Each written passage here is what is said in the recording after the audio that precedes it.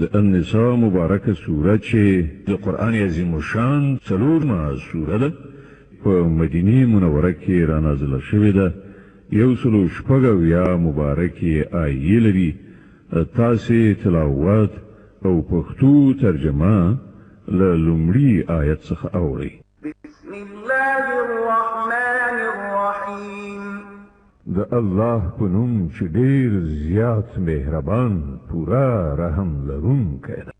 يا أيها الناس اتقوا ربكم الذي خلقكم من نفس واحدة وخلق منها زوجها وبث منهما رجالا كثيرا ونساء واتقوا الله الذي تساءلون به والأرحام إن الله كان عليكم رقيبا.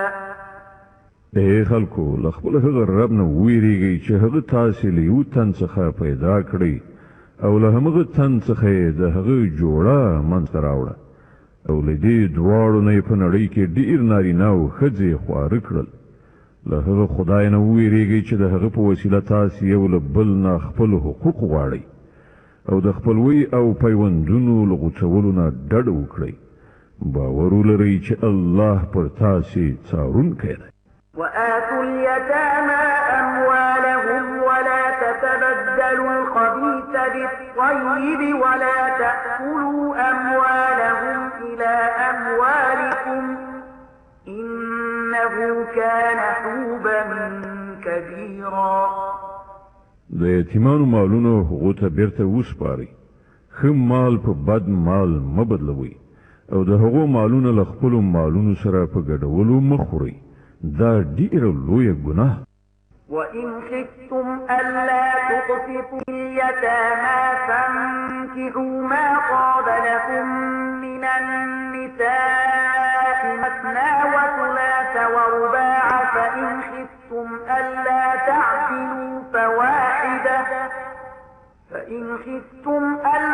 تعدلوا فواحدة أو ما ملكت أيمانكم ذلك أدنى ألا تعولوا.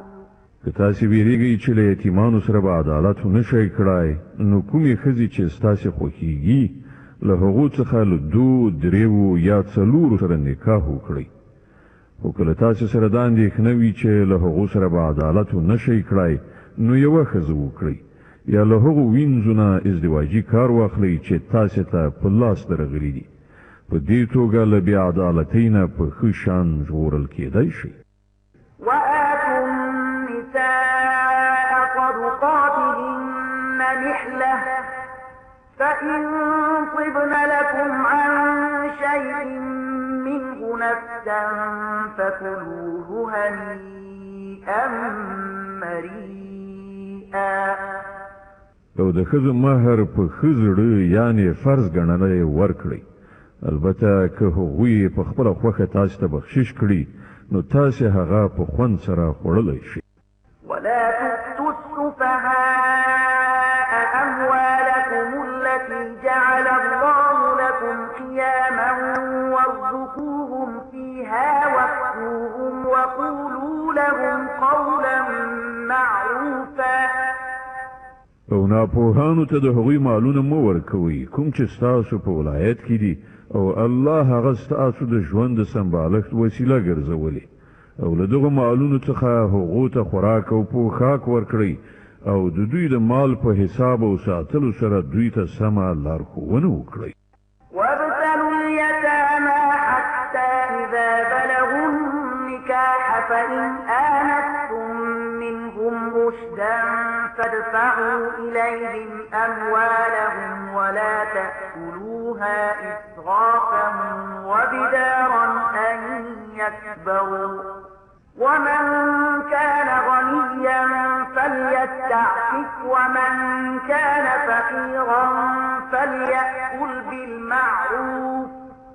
فإذا دفعتم إليهم أموالهم فأشهدوا عليهم وكفى بالله حسيبا. او یتیمانو ته ازموینې لاندې ونیسئ تر دې پورې چې هغوی د نکاح کولو وړ سن ته ورسیږي. بیا که تاسې په هغو کې اهلیت ولید نو د هغو شتمني هغو ته وسپارئ. داسې هیڅکله مه کوئ چې د انصاف له حد نه تېری وکړئ او له دې ویرې نه د هغو شتمني په بیړه بیړه وخورئ چې که هغوی لوی شي خپل حقوق به درڅخه وغواړي. د یتیم کوم سرپرست چې بډای وي هغه د له پرهیزګارۍ نه کار واخلي او کوم چې بېوزلی وي هغه د په معروفه توګه وخوري. بیا چې کله د هغو شتمني هغو ته سپارئ نو خلک پرې شاهدان ونیسئ او د حساب اخیستلو لپاره الله کافي ده. للرجال نصيب مما ترك الوالدان والأقربون وللنساء نصيب مما ترك الوالدان والأقربون مما قل منه أو كثر نصيبا مفروضا. د نارینه‌و لپاره په هغه متروکه کې برخه ده چې مور پلار او خپلوانو پریښي وي او د ښځو لپاره هم په هغه متروکه کې برخه ده چې مور پلار او خپلوانو پریښي وي که لږ وي او که ډیره او دا برخه د الله له لوري ټاکل شوې. وإذا حضر القسمة أولو القربى واليتامى والمساكين فارزقوهم منه وقولوا لهم قولا معروفا. او کله چې د ویش په وخت کې د کورنۍ خلک او یتیمان او بېوزلي راشي نو په دې مال کې هغو ته هم څه ورکړئ او له هغو سره په خوږه ژبه خبرې وکړئ.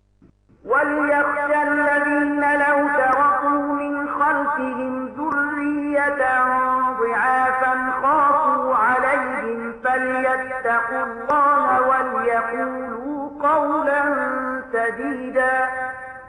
خلکو ته د دې خبرې په نظر کې نیولو سره ویره کول پکار دي چې که هغوی په خپله له ځانه وروسته بېوزلي اولادونه پرېږدي نو د مرګ په وخت کې به د خپلو اولادونو لپاره څنګه ځورېدلي وو نو باید چې هغوی له خدایه وویرېږي او رښتیا وینا وکړي. إن الذين يأكلون أموال اليتامى ظلما إنما يأكلون في بطونهم نارا وسيصلون سعيرا. کوم خلک چې په ظلم سره د یتیمانو مالونه خوري په حقیقت کې هغوی خپلې ګېډې له اوره ډکوي او هغوی به ارومرو د دوزخ تاوجن اور ته ورننوځي.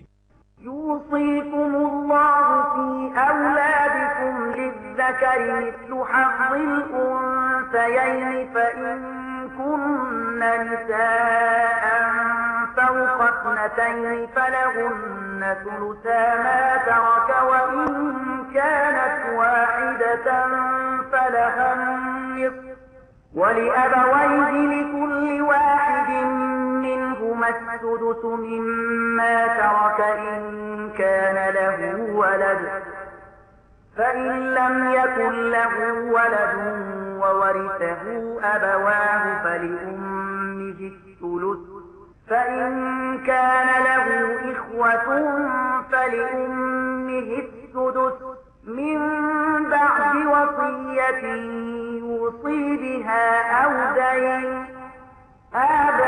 آباؤكم وأبناؤكم لا تدرون أيهم أقرب لكم نفعا فريضة من الله إن الله كان عليما حكيما. ستاسو د اولادونو په باب الله تاسو ته لارښودنه کوي چې د نارینه‌و برخه د دوه ښځو په اندازه ده. که د مړي وارثان له دونه زیاتې لوڼې وي نو هغو ته د ترکې له دریو نه دوه برخې ورکړی شي او که صرف یوه لور وارثه وي نو نیمایي ترکه د هغې ده. که د مړي اولادونه وي نو د هغه مور او پلار هر یو ته د شپږمه برخه ورکړی شي او که اولاد نه وي او وارثان همدا مور او پلار وي نو مور ته د درېمه برخه ورکړی شي او که د مړي ورونه او خویندې هم وي نو مور به د شپږمې برخې حقدار وي. دا ټولې برخې به هغه وخت بیلیږي چې که مړي وصیت کړی وي هغه پوره کړی شي او که پور ورباندې وي چې هغه ادا کړی شي تاسې نه پوهیږئ چې ستاسې د مور پلار او ستاسې له اولادونه کوم یو د ګټې په لحاظ درته ډیر نږدې دی. دا برخې الله ټاکلي دي او په یقیني توګه الله له ټولو حقیقتونو څخه خبر او په ټولو مصلحتونو پوهېدونکی دی.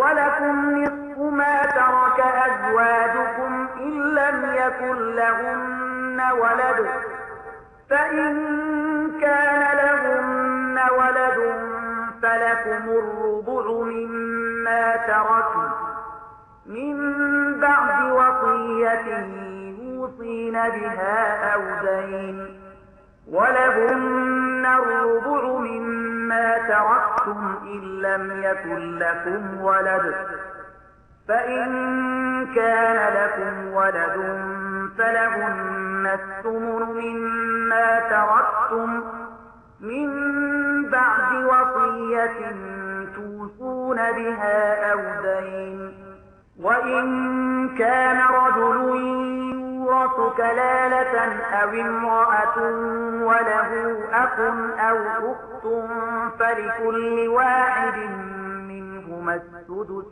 فإن كانوا أكثر من ذلك فهم شركاء في الثلث من بعد وصية يوصى بها أو دين غير مضار وصية من الله والله عليم حليم.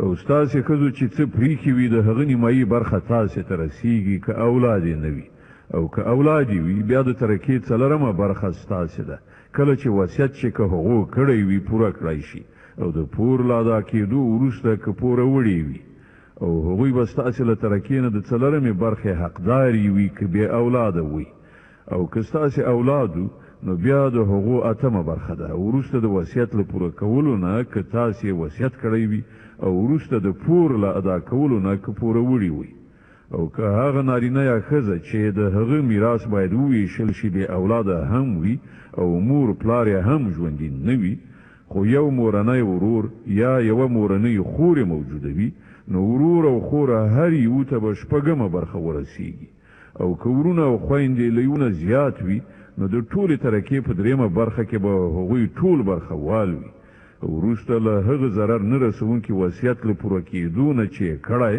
او د پور له ادا کولو چې ورباندې وي دا د الله له لوري حکم دی او الله پوه باخبره او نرم خویه دی. تلك حدود الله ومن يطع الله ورسوله يدخله جنات تجري من تحتها الأنهار خالدين فيها وذلك الفوز العظيم. ومن يعص الله ورسوله ويتعد حدوده يدخله نارا خالدا فيها وله عذاب مهين. دا د الله ټاکل شوی پولی دي څوک چې د الله او د هغه د پیغمبر اطاعت وکړي الله به هغه داسې باغونو ته ننباسي چې تر هغو لاندې به ویالې بهیږي او هغوی به پکې د تل لپاره استوګن وي او همدا ستر بریالیتوب دی.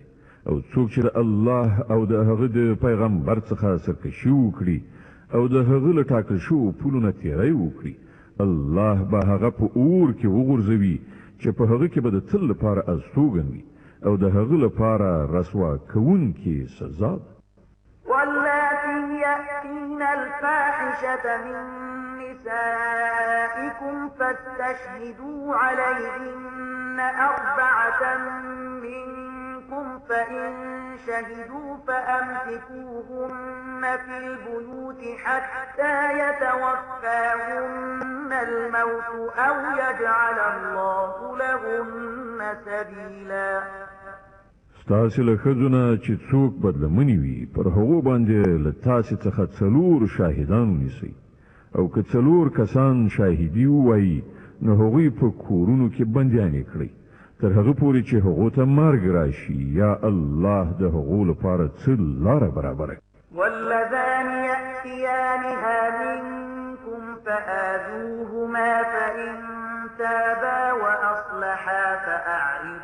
عنهما إن الله كان توابا رحيما. او له تاسې نه چې څوک د دې فعل مرتکب شي نو هغوی دواړه وځوروئ. بیا که هغو توبه ویستله او ځانونه اصلاح کړل نو هغوی پرېږدئ چې الله ډېر ښه توبه قبلونکی او رحم کوونکی دی. إنما التوبة على الله للذين يعملون السوء بجهالة ثم يتوبون من قريب فأولئك يتوب الله عليهم وكان الله عليما حكيما. هو په دې پوه شئ چې پر الله باندې د توبې قبلولو حق د هغو کسانو لپاره دی چې د ناپوهۍ له امله کوم بد عمل ورڅخه صادر شي او ورپسې سم د لاسه توبه وباسي. داسې خلکو ته بیا الله د خپلې مهربانۍ په نظر پاملرنه کوي او الله له ټولو خبرو خبردار دی او د حکمت او پوهې څښتن دی. وليست التوبة للذين يعملون السيئات حتى إذا حضر أحدهم الموت قال إني تبت الآن ولا الذين يموتون وهم كفار أولئك أعتدنا لهم عذابا أليما. خو د هغو خلکو لپاره توبه نشته چې پرله پسې بد کارونه کوي تر دې پورې چې کله له هغو نه د یو تن د مرګ نیټه رارسیږي نو په هغه وخت کې وایي چې اوس مې توبه ویستله. او همدغه راز د هغو کسانو لپاره هم توبه نشته چې د مرګ تر وخته پورې په کفر کې پاتې شي. د دغه ډول خلکو لپاره خو موږ دردناکه سزا تیاره کړې. يا أيها الذين آمنوا لا يحل لكم أن ترثوا النساء كرها ولا تعضلوهن لتذهبوا ببعض ما آتيتموهن إلا أن يأتين بفاحشة مبينة وعاشروهن بالمعروف فإن كرهتموهن فعسى أن تكرهوا شيئا ويجعل الله فيه خيرا كثيرا. اے مؤمنانو ستاسو لپاره دا روانه ده چې د زور له لارې ځان د ښځو وارثان جوړ کړئ او نه دا روا ده چې هغوی وربړوئ او د هغه مهر د یوې برخې د وهلو هڅه وکړئ چې تاسې هغو ته ورکړی. هو که هغوی د کوم ښکاره ناکاره چلند کوونکي وي نو بیا تاسې ارومرو د هغو د تنګولو حق لرئ. له هغو سره په ښه چلند ژوند تیر کړئ. که ستاسې هغوی نه خوښیږي نو کېدای شي چې تاسې به یو شی نه خوښیږي خو الله به په هغه کې ډېرې ښېګڼې ایښي. وإن أردتم استبدال زوج مكان زوج وآتيتم إحداهن قنطارا فلا تأخذوا منه شيئا أتأخذونه بهتانا وإثما مبينا. او که تاسې د یوې ښځې پر ځای د بلې ښځې راوستلو اراده وکړئ نو که تاسې هغې ته په پنډونو مال هم ورکړی وي له هغه نه بیرته هیڅ شی مه اخلئ. آیا تاسې په تور ټپلو او څرګند ظلم کولو هغه بیرته اخلئ؟ وكيف تأخذونه وقد أفضى بعضكم إلى بعض وأخذن منكم ميثاقا غليظا. او تاسې به هغه په څه شان اخلئ په داسې حال کې چې تاسې یو د بل سره په مینه اوسېدلي او هغوی له تاسې څخه پخه وعده اخیستې ده. ولا تنكحوا ما نكح آباؤكم من النساء إلا ما قد سلف إنه كان فاحشة ومقتا وساء سبيلا. او له کومو ښځو سره چې ستاسې پلرونو نکاح کړي وي له هغو سره هېڅکله نکاح مه کوئ. خو څه چې مخکې شوي دي هغه شوي دي. په حقیقت کې دا یو د شرم کار دی، ناوړه دی او بد چلند دی. حرمت عليكم عليكم أمهاتكم وبناتكم وأخواتكم وعماتكم وخالاتكم وبنات الأخ وبنات الأخت وأمهاتكم اللاتي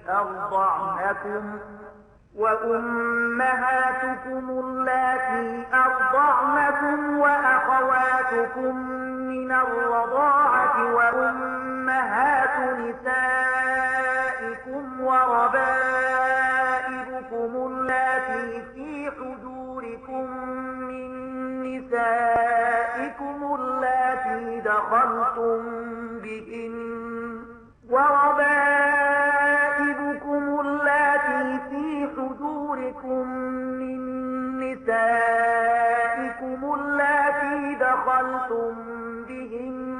فإن لم تكونوا دخلتم بهن فلا جناح عليكم وحلائل أبنائكم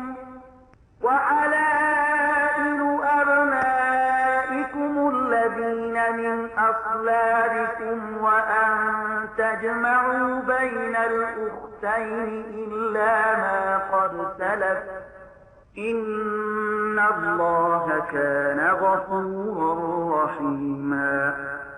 پر تاسې حرام کړای شوې ستاسې میندې، لوڼې، خویندې، ترېندې، توړیګانې، ورېرې، خورزې او ستاسې هغه میندې چې تاسې ته یې شودې درکړې وي او ستاسې د تی شریکې خویندې او ستاسې د ښځو میندې او ستاسې د ښځو هغه لوڼې چې ستاسې په غېږو کې پالل شوي وي، د هغو میرمنو لوڼې چې ستاسې ورسره د میړه میرمنې اړیکه راغلي وي او که یوازې نکاح ورسره تړل شوي وي او د میړه میرمنې تماس مو نه وي نیولی، نو د هغو په پرېښودلو او د هغو له لوڼو سره په نکاح کولو کې پر تاسې څه ګناه نشته او ستاسې د هغو زامنو میرمنې چې ستاسې له پشت نه وي او دا هم پر تاسې حرامه ده چې په یوه نکاح کې دوه خویندې یو ځای کړئ، خو چې مخکې څه شوي هغه شوي دي. الله بخونکی او رحم کوونکی دی. والمحصنات من النساء إلا ما ملكت أيمانكم كتاب الله عليكم وأحل لكم ما وراء ذلكم أن تبتغوا بأموالكم محصنين غير مسافحين فما استمتعتم به منهن فآتوهن أجورهن فريضة ولا جناح عليكم فيما تراضيتم به من بعد الفريضة إن الله كان عليما حكيما. او هغه ښځې هم پر تاسې حرامې دي چې د کوم بل چا په نکاح کې وي، البته هغه ښځې له دې نه مستثنا دي چې په جنګ کې درته په لاس درغلي وي. دا د الله هغه قانون دی چې پر تاسې اطاعت لازم کړای شوی دی. له دې پرته چې نورې څومره ښځې دي، تاسې ته د خپلو مالونو په وسیله د هغو په لاس راوړل روا کړای شوي دي، په دې شرط چې د نکاح په چوکاټ کې راولئ، نه دا چې په آزاده شهوترانۍ لاس پورې کړئ. نو بیا کله چې له هغو نه د ازدواجي ژوندانه خوند واخلئ، د هغه په بدل کې ورته په فریضي ډول مهر ورکړئ. البته د مهر له قرارداد نه وروسته که د دواړو خواو په خوښه ستاسې په منځ کې څه کمول زیاتول راشي، نو څه باکې نشته. الله پوه او د حکمت څښتن. ومن لم يستطع منكم طولا أن ينكح المحصنات المؤمنات فمما ملكت أيمانكم من فتياتكم المؤمنات والله أعلم بإيمانكم بعضكم من بعض فانكحوهن بإذن أهلهن وآتوهن أجورهن بالمعروف محصنات غير مسافحات ولا متخذات أخدان فإذا أحصن فإن أتين بفاحشة فعليهن نصف ما على المحصنات من العذاب ذلك لمن خشي العنة منكم وأن تصبروا خير لكم والله غفور رحيم. او له تاسې څخه چې څوک د دې وس نه لري چې له آزادو مسلمانو ښځو سره نکاح وکړی شي، هغه دې ستاسې د هغو وینځو له کومې یوې سره نکاح وکړي چې ستاسې په لاس کې وي. الله ستاسې د ایمان په حال ښه پوهیږي. تاسې ټول د یوې ډلې خلک یاست. له دې امله د هغو د سرپرستانو په اجازه له هغوی سره نکاح وکړئ او په ښه معروفه توګه د هغو مهر ورکړئ، تر څو چې هغوی د نکاح په بندیز کې خوندي پاتې شي. په آزادې شهوترانۍ پسې ونه ګرځئ او نه په غلا او پټه یاراني وکړئ. نو کله چې هغوی د نکاح په چوکاټ کې خوندي شي او بیا وروسته له هغه کومه بدلمني غوره کړي، نو پر هغو باندې د هغه مجازات نیمایي دي چې د آزادو ښځو لپاره ټاکل شوي دي. دا اسانتیا له تاسې څخه د هغو کسانو لپاره منځته راوړل شوې ده چې له هغو سره د میرمنې نه لرلو له مخې د حدودو د ماتولو اندېښنه وي. خو که تاسې له زغم نه کار واخلئ، نو دا ستاسې لپاره غوره ده او الله بخښونکی او رحم کوونکی دی. يريد الله ليبين لكم ويهديكم سنن الذين من قبلكم ويتوب عليكم والله عليم حكيم. الله غواړي هغه چار چلند درته څرګند کړي او پر هغو لارو مو وخوځوي چې له تاسې نه مخکې نیکان پرې روان.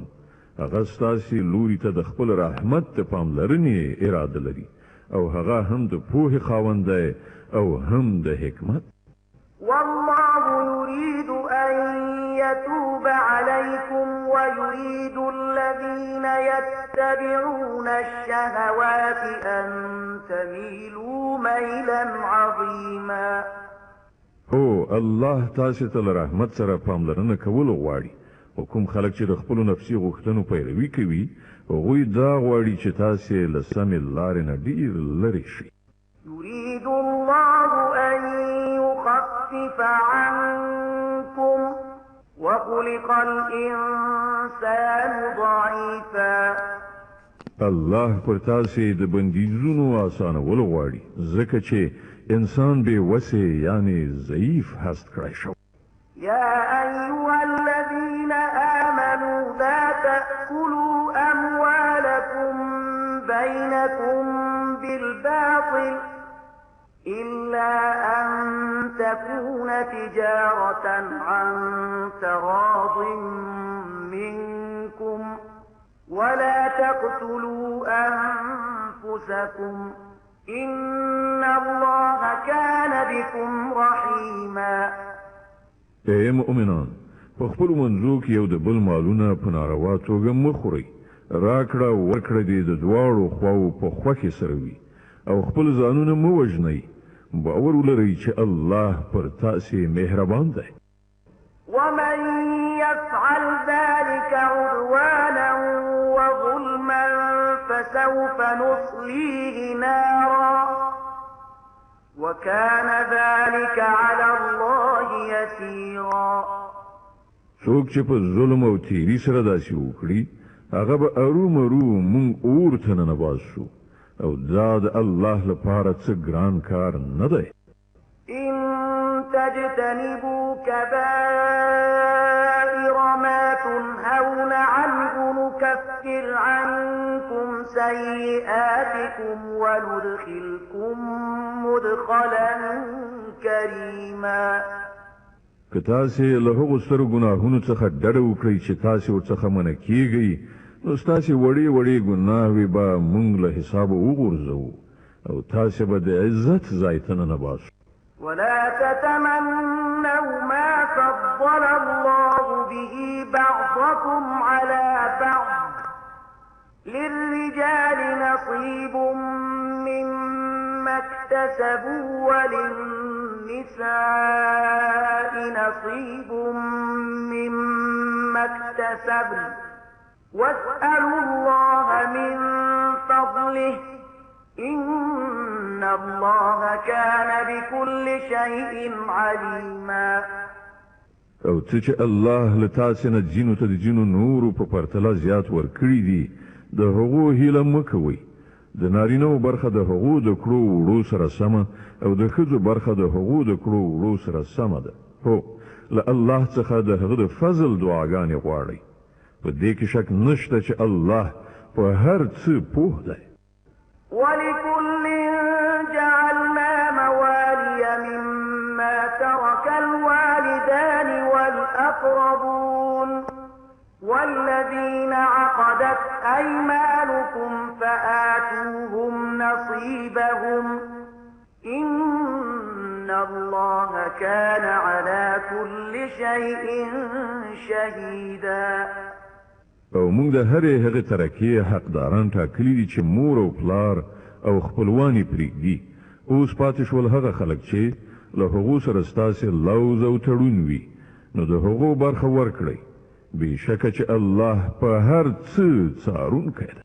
الرجال قوامون على النساء بما فضل الله بعضهم على بعض وبما أنفقوا من أموالهم.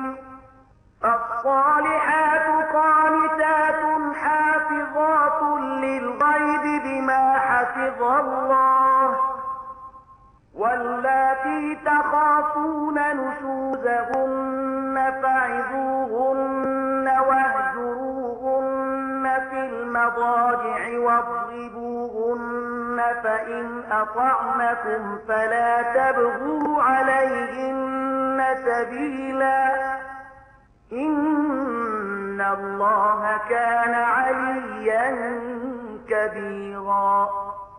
نارینه پر ښځو مسلط اداره چیان دي، له دې امله چې الله د هغو ځینو ته پر ځینو نورو لوړتیا وربښلې ده، او له دې کبله چې نارینه خپل مالونه لګوي، نو کومې ښځې چې صالح دي هغوی د فرمان مننې خوی لري او د نارینهو په غیاب کې د الله د ساتنې او څارنې لاندې د هغو د حقوقو ساتنه کوي.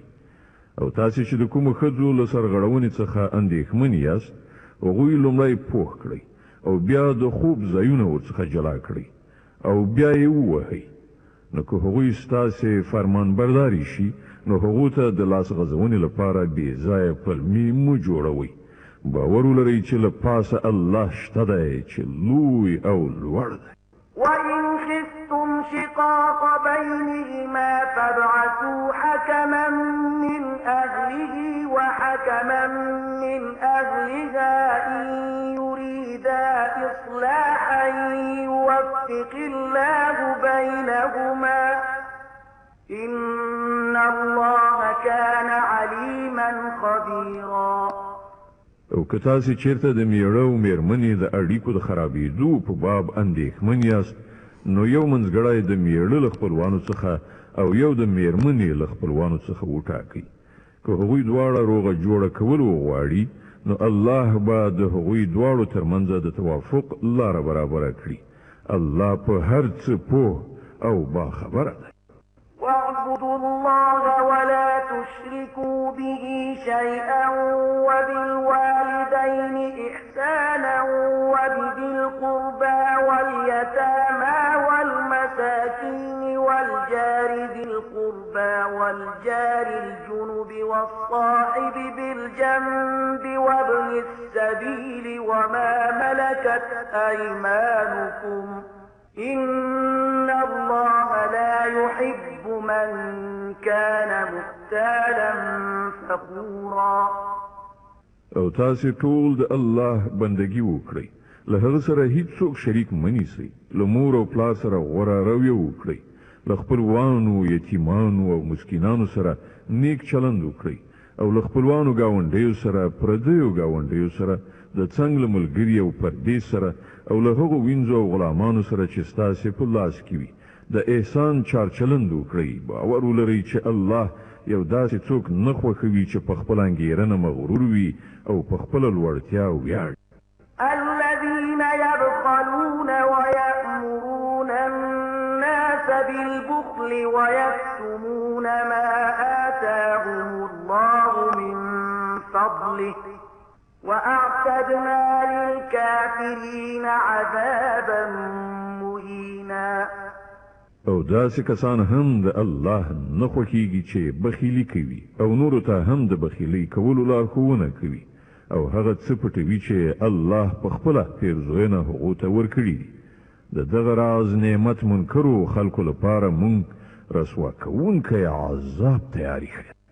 والذين ينفقون أموالهم رئاء الناس ولا يؤمنون بالله ولا باليوم الآخر ومن يكن الشيطان له قرينا فساء قرينا. او هغه خلک هم د الله نه خوښیږي چې خپل مالونه صرف خلکو ته د ښودلو لپاره لګوي او په حقیقت کې نه پر الله ایمان لري نه د آخرت په ورځ. رښتیا دا ده چې شیطان چې د چا ملګری شي د هغه ډیره بده ملګرتیا په برخه شي. وماذا عليهم لو آمنوا بالله واليوم الآخر وأنفقوا مما رزقهم الله وكان الله بهم عليما.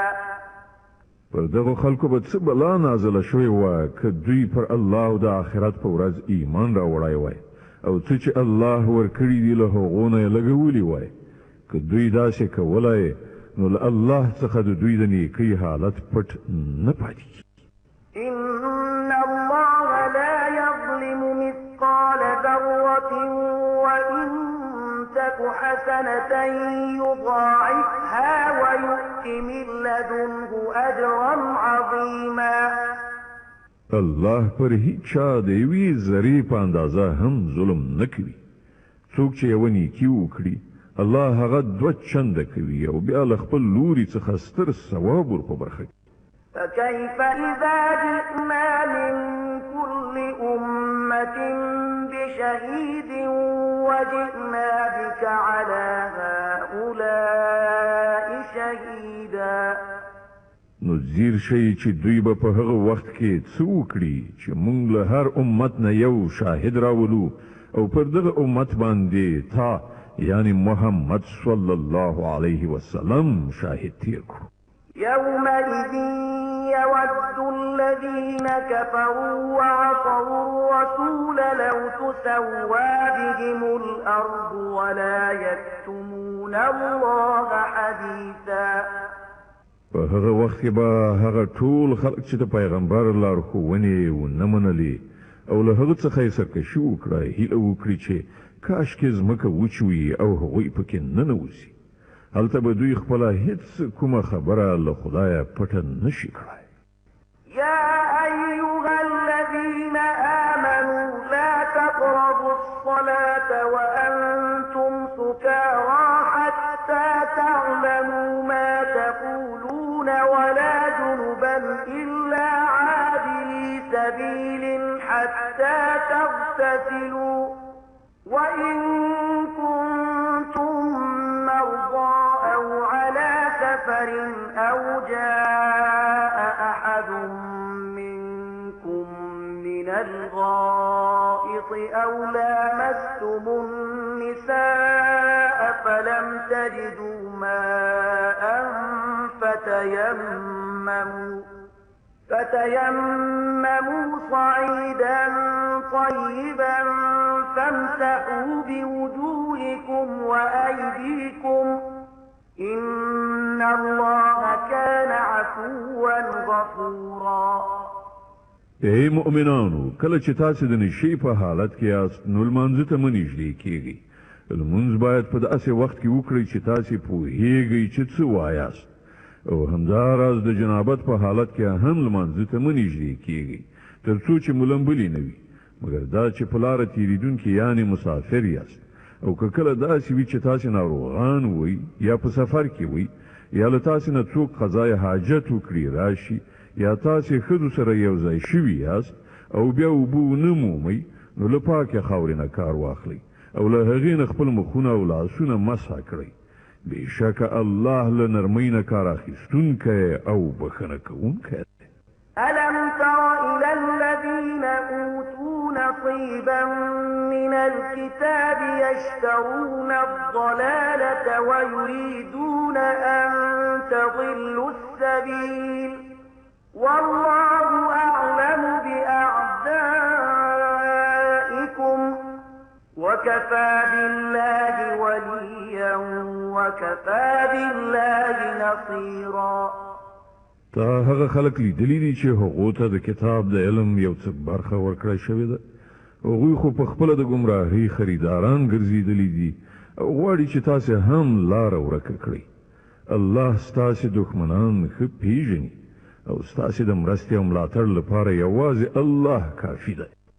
من الذين هادوا يحرفون الكلم عن مواضعه ويقولون سمعنا وعصينا واسمع غير مسمع وراعنا ليا بألسنتهم وطعما في الدين ولو أنهم قالوا سمعنا وأطعنا واسمع وانظرنا لكان خيرا لهم وأقوم ولكن لعنهم الله بكفرهم فلا يؤمنون إلا قليلا.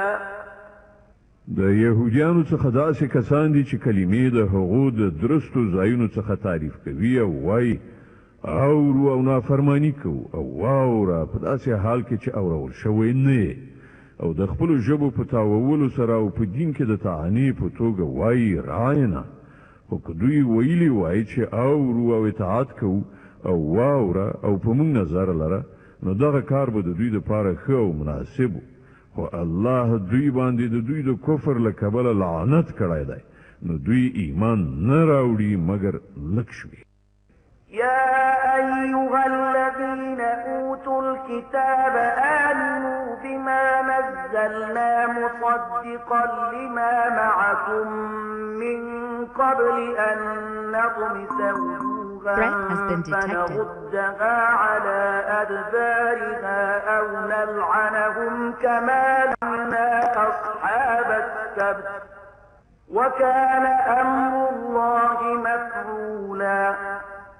هغه خلکو چې کتاب درکړی شوی و هغه کتاب ومنئ چې موږ اوس نازل کړی او د هغه کتاب تصدیق او ریښتینه کوي چې له پخوانه له تاسو سره موجود پر ده ایمان راوړئ مخکې له هغه چې موږ مخونه مسخه کړو او څټ لوري ته یې وګرځو یا دوی په هغه شان لعنتیان کړو لکه چې د ثبت خاوندان مو کړي او په یاد ولرئ چې د الله حکم نافذي. إن الله لا يغفر أن يشرك به ويغفر ما دون ذلك لمن يشاء ومن يشرك بالله فقد افترى إثما عظيما.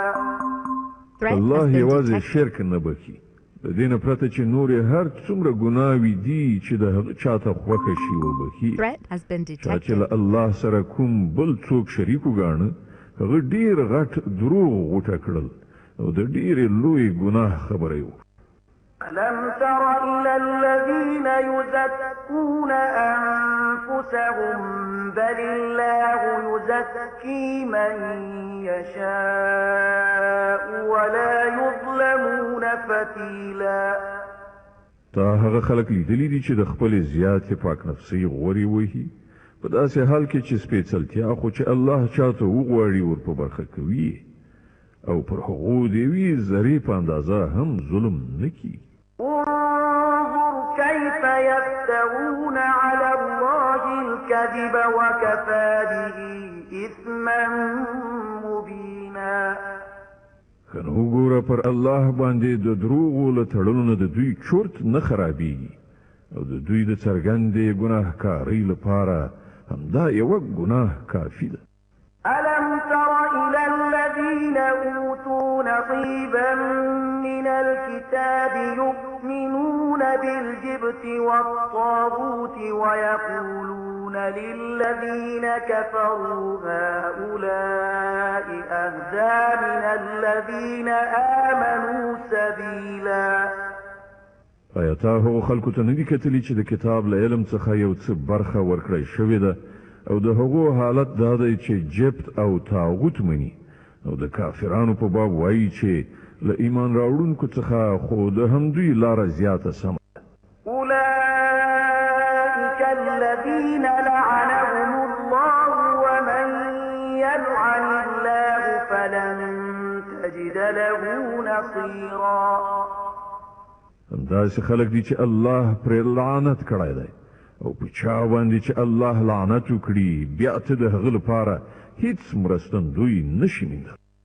أم لهم نصيب من الملك فإذا لا يؤتون الناس نقيرا.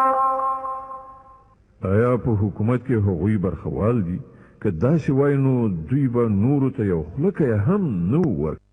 أم يحسدون الناس على ما آتاهم الله من فضله فقد آتينا آل إبراهيم الكتاب والحكمة وآتيناهم ملكا عظيما. او آیا دوی پر نورو له دې امله بخیلي کوي چې الله پر هغو باندې خپل فضل پیرزو کړی دی؟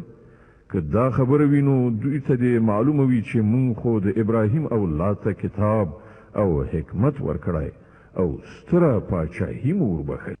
فمنهم من آمن به ومنهم من صد عنه وكفى بجهنم سعيرا. وله هغو څخه ځینو پرې ایمان راوړ او ځینو ورڅخه مخ واړو او مخړونکو ته خو یوازې د دوزخ او جن اور کافي دی. إن الذين كفروا بآياتنا سوف نصليهم نارا كلما نضجت جلودهم بدلناهم جلودا غيرها ليذوقوا العذاب إن الله كان عزيزا حكيما. کوم خلکو چې زمونږ د آیاتونو له منلو څخه انکار کړی دی هغوی به ارومرو مونږ اور ته ننباسو او کله چې د هغوی د بدن پټوکي وسوځول شي نو د هغو پر ځای به نور پټوکي ورکو تر څو چې هغوی د عذاب خوند ښه وڅکي. الله ډیر زورور دی او د خپلو فیصلو د عملي کولو په حکمت ډیر ښه پوهیږي.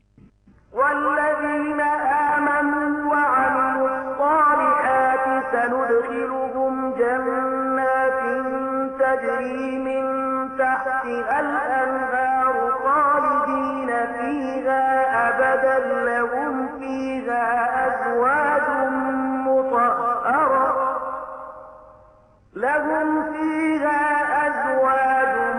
مطهرة وندخلهم ظلا ظليلا. او کوم خلکو چې زمونږ آیاتونه منلي او غوره عملونه یې کړي دي هغوی به مونږ داسې باغونو ته ننباسو چې تر هغو لاندې به ویالې بهیږي.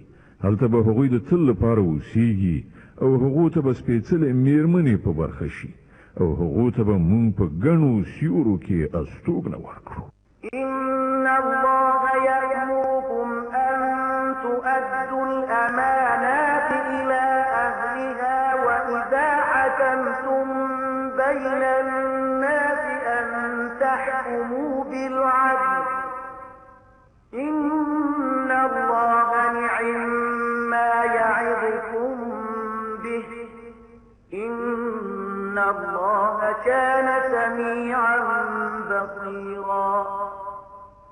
مسلمانانو الله تاسو ته حکم کوي چې امانتونه د هغو اهل ته وسپارئ او کله چې د خلکو په منځ کې فیصله کوي نو په عدالت سره وکړئ. الله تاسو ته ډیر لوی نصیحت کوي او په باوري ډول الله هر څه اوري او ویني. يا أيها الذين آمنوا أطيعوا الله وأطيعوا الرسول وأولي الأمر منكم فإن تنازعتم في شيء فردوه إلى الله والرسول إن كنتم تؤمنون بالله واليوم الآخر ذلك خير وأحسن تأويلا. اے مؤمنان، د الله رسول او هغو کسانو اطاعت وکړئ چې له تاسې نه د امر خاوندان وي. بیا که ستاسې ترمنځ په کومه چاره کې شخړه پیښه شي نو هغه د الله او رسول لوري ته محوله کړئ. که تاسې په رښتیا سره په الله او د آخرت په ورځ ایمان لرئ، همدا د کار یوه سمه طریقه ده او د عاقبت په اعتبار هم غوره ده. ألم تر إلى الذين يزعمون أنهم آمنوا بما أنزل إليك وما أنزل من قبلك يريدون أن يتحاكموا إلى الطاغوت وقد أمروا أن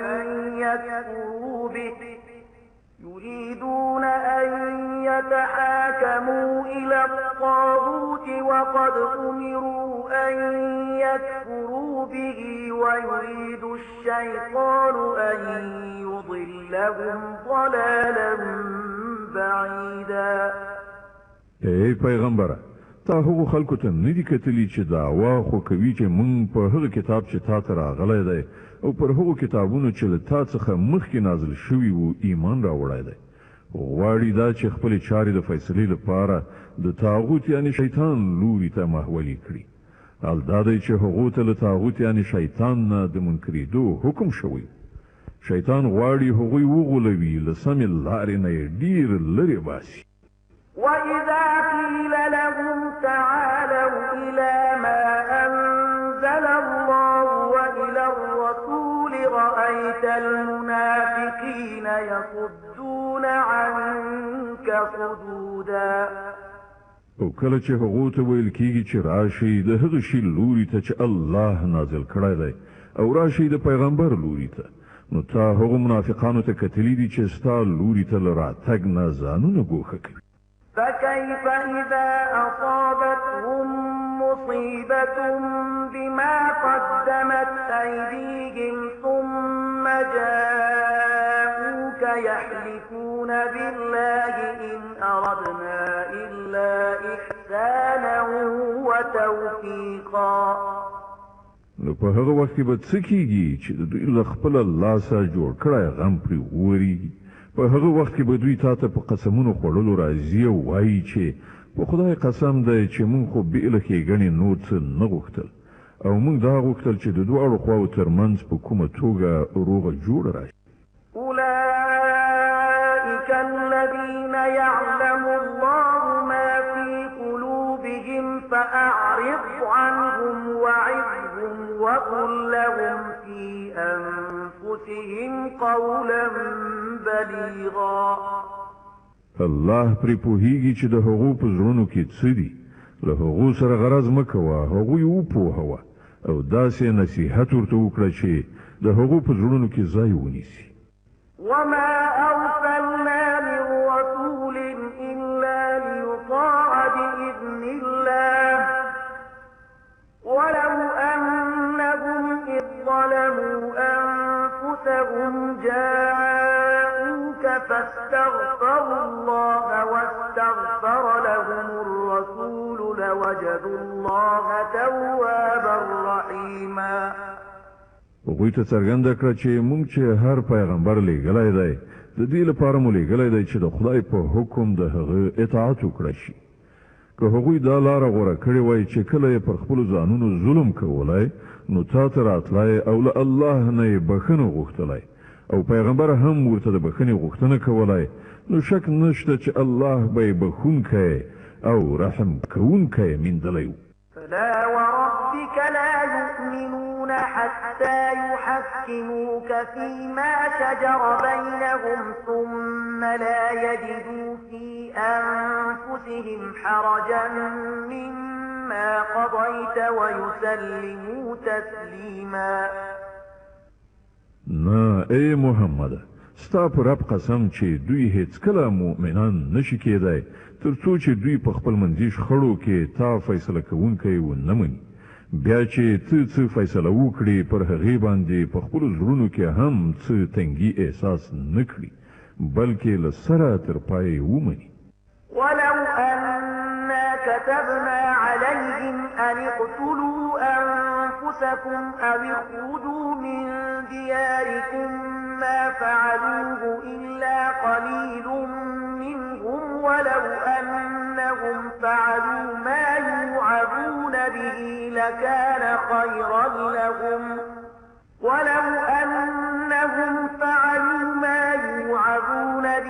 لكان خيرا لهم وأشد تثبيتا وإذا لآتيناهم من لدنا أجرا عظيما ولهديناهم صراطا مستقيما. که موږ هغو ته حکم کړی وای چې خپل ځانونه ووژنئ یا له خپلو کورونو څخه ووځئ، نو له هغو څخه به ډېرو لږو کسانو پرې عمل کړی وای. په داسې حال کې کوم نصیحت چې هغو ته کول کیږي که دوی پر هغه عمل کړی وای، نو دا به د دوی لپاره د ډېر ښه والي او زیاتې ډاډینې موجب و. او چې کله دوی داسې کولای، نو موږ به دوی ته له خپل لوري نه ډېر زیات ثواب ورکړی وای او دوی ته به مو سمه لاره ښودلې وای. ومن يطع الله والرسول فأولئك مع الذين أنعم الله عليهم من النبيين والصديقين والشهداء والصالحين وحسن أولئك رفيقا. څوک چې د الله او پیغمبر اطاعت وکړي، دوی به د هغو خلکو ملګري وي چې پر هغو باندې الله پیرزوینه کړې ده، یعنی پیغمبران، صدیقان، شهیدان او صالحان. څومره ښه ده دا ملګرتیا چې چاته په برخه شي. ذلك الفضل من الله وكفى بالله عليما. دا حقیقي پیرزوینه ده چې د الله له لوري کیږي او د حقیقت پوهنې لپاره یوازې د الله علم کافي ده. يا أيها الذين آمنوا خذوا حذركم فانفروا ثبات أو انفروا جميعا. ای مؤمنان، هر وخت مقابلې لپاره چمتو اوسئ. بیا چې څنګه وخت مومئ، د بیلابیلو ټولګیو په توګه ووځئ یا یو. وإن منكم لمن ليبطئن فإن أصابتكم مصيبة قال قد أنعم الله علي إذ لم أكن معهم شهيدا. هو هر څوک چې له تاسې نه داسې وي چې له جګړې نه ځان ګوښه کوي، که پر تاسې کوم مصیبت راشي، نو وایي الله پر ما باندې لویه مهرباني وکړه چې زه له دې خلکو سره لاړ نه شم. ولئن أصابكم فضل من الله ليقولن كأن لم تكن بينكم وبينه مودة يا ليتني كنت معهم فأفوز فوزا عظيما. او که د الله له لوري پر تاسې لورینه وي، نو وایي او په دا شانې وایي چې د چا خبره ستاسې او د هغه تر منځه د دوستۍ خو له سره کومه اړیکه نه وه، چې کاشکې زه هم له هغو سره وای، نو پوره کار به مې برابر شوی. فليقاتل في سبيل الله الذين يشرون الحياة الدنيا بالآخرة ومن يقاتل في سبيل الله فيقتل أو يغلب فسوف نؤتيه أجرا عظيما. داسې خلکو ته د ښکاروي چې د الله په لاره کې جنګېدل هغو خلکو ته پکار دي چې د آخرت په بدل کې د دنیا ژوند خرڅوي. نو چې د الله په لاره کې وجنګېږي او ووژل شي یا برلاس شي، هغه ته به موږ ارومرو ستر ثواب ور په برخه کړو. وما لكم لا تقاتلون في سبيل الله والمستضعفين من الرجال والنساء والولدان الذين يقولون ربنا أخرجنا من هذه القرية الظالم أهلها واجعل لنا من لدنك وليا واجعل لنا من لدنك نصيرا. آخر څه دلیل دی چې تاسې د الله په لاره کې د هغو بېوسې نارینهو ښځو او ماشومانو په خاطر نه جنګیږئ چې کمزوري کړای شوي دي، تر فشار لاندې نیول شوي دي او فریادونه کوي چې خدایه موږ له دې وطنه چې اوسیدونکي ظالمان دي وباسي او له خپل لوري نه زموږ کوم سرپرست او مرستندوی پیدا کړي.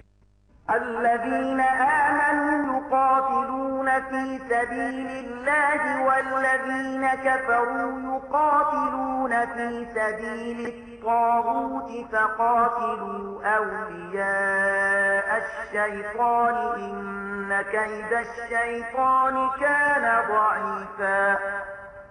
کوم خلکو چې د ایمان لاره غوره کړې ده هغوی د الله په لاره کې جنګیږي او کوم کسانو چې د کفر لاره غوره کړې ده هغوی د طاغوت یعنی شیطان په لاره کې جنګیږي. د شیطان له ملګرو سره وجنګیږي او باور ولرئ چې د شیطان د سیسې په حقیقت کې ډېرې کمزوري